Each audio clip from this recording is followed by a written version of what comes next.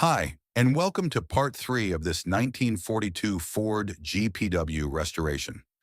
In this video, we will look at the Jeep being taken apart piece by piece. It was surprising how many original nuts and bolts, many bearing the F script mark, simply came apart after so many years, and many will be cleaned and reused in the restoration.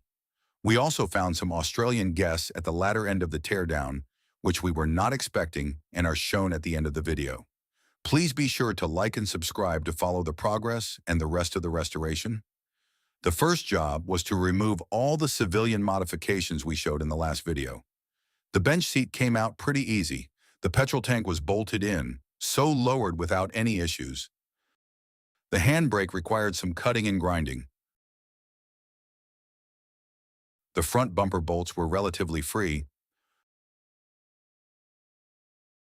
The rear bumper again needed some grinding.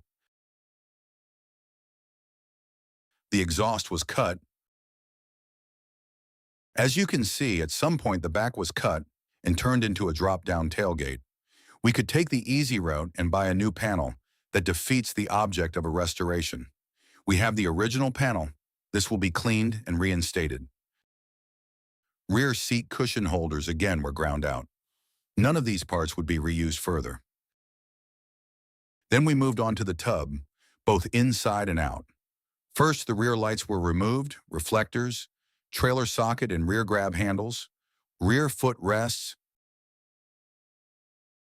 both left and right hip pad backings, turn signal device in the windscreen assembly.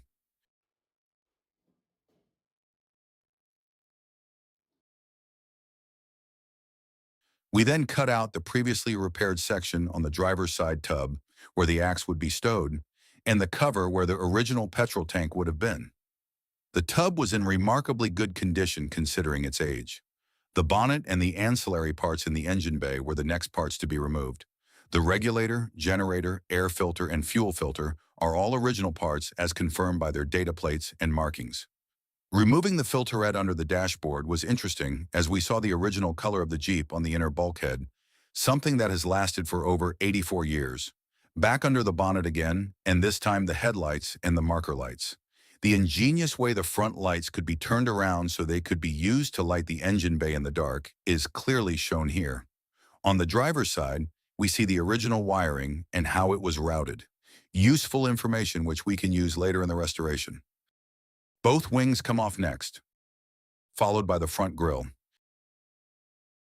Gauges and switchgear came out after that, leaving the front looking quite bare. The radiator was disconnected and then the engine, gearbox, and transfer box were removed as a single unit. The starter, oil filter, generator bracket were all removed from the engine, and all parts then got a preliminary degrease and wash. The engine and gearbox were split and the clutch assessed. Unsurprisingly, it will need a new friction plate, and we will replace the release bearing as well. We found these unusual things on the inner front wheels. They explained where the rather large wasps were coming from in the middle of winter, but we weren't expecting to find this stowaway in the front driver's brake drum. I hope you have enjoyed watching the disassembly and teardown of this 42 GPW. Some interesting parts were removed, and we hope to preserve and restore many of them, where possible, to retain maximum originality. Look out for the next video where we will be cleaning down the parts and assessing what needs welding and repairing. Don't forget to like and subscribe, and I'll see you in the next video.